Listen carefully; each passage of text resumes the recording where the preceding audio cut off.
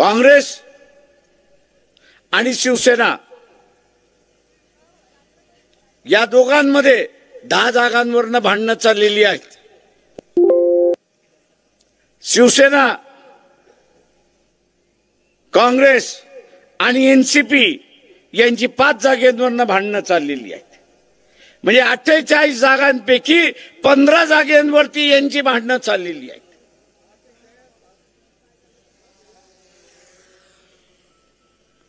पंधरा जागांवरती भांडणं चाललेली आहेत आणि दर दिवशी गेल्या 4 दिवस वर्तमानपत्र, टीव्ही सगळे चाललेले आहेत की वंचित बहुजन आघाडीने त्यांनी किती जागा मागितल्यात हेच कळत नाही, ते बाहेर पडणार आहेत की काय, अशी चर्चा त्या ठिकाणी सुरुवात झाली।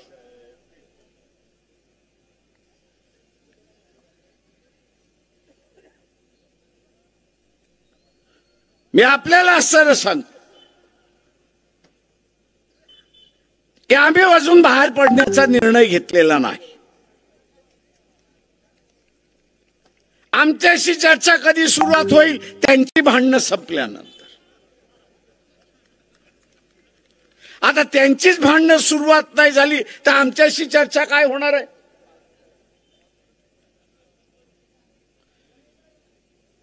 जे 2.5 वर्ष चर्चा करू शकले नाहीत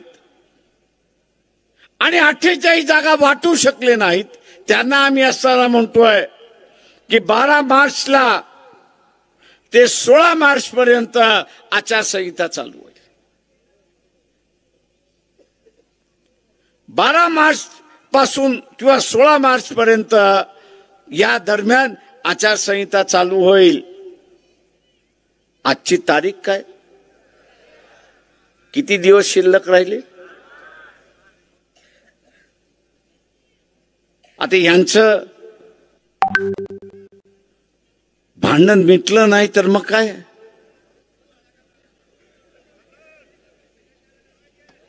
मी अपेक्षा करतोय की यांचं भांडण मिटेल आणि आमच्या बरोबर चर्चेला बसतील। यांचं भांडण मिटलं नाही तरी हे वर्तमानपत्रातून सांगतात की आम्ही वंचितला बोलवले ना, आम्ही जातो, त्यांनी दिलेली कॉफी पितो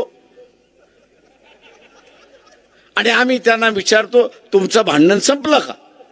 ते म्हटलं नाही, पुढच्या मीटिंग मध्ये आपण बोलू। आम्ही म्हणतो पुढच्या मीटिंग मध्ये येतो। नाही, आमच्यात काही भांडण नाही। प्रकाश आंबेडकर साहेब सुद्धा आमच्या चर्चेत असतात ना। आमच्यामध्ये कोणते मतभेद नाहीत हे प्रकाश आंबेडकरजी नाही माहित आहे। महाविकास आघाडीमध्ये जागा वाटपावरून चर्चा होते, मतभेद कसं? एखाद्या जागेवर आग्रह त्यांचाही असतो, आपलाही असतो, कार्यकर्त्यांचा दबाव असतो।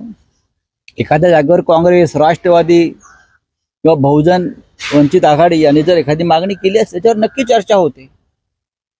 आता प्रकाश आंबेडकरांकडून एक यादी आलेली आहे ना, त्यात त्यांनी म्हणताय की आमची इच्छा आहे की या जागेवर आम्ही काही काम केलंय, चर्चा होणार, त्याच्यावर चर्चा सुरू आहे। उद्या प्रकाश आंबेडकरजी, जे बाळासाहेब आंबेडकर, माननीय शरद पवार, शिवसेना पक्षप्रमुख माननीय उद्धवजी ठाकरे हे बसून चर्चा करणार आहेत उद्या। आणि अशा प्रकारे कोणतीही जी भूमिका आहे की ज्याच्यामुळे या संविधानाच्या शत्रूंना, जे देशाचे शत्रू आहेत भारतीय जनता पक्षाचे लोक, त्यांना मदत होईल अशी कोणती भूमिका आंबेडकर घेणार नाहीत किंवा आम्ही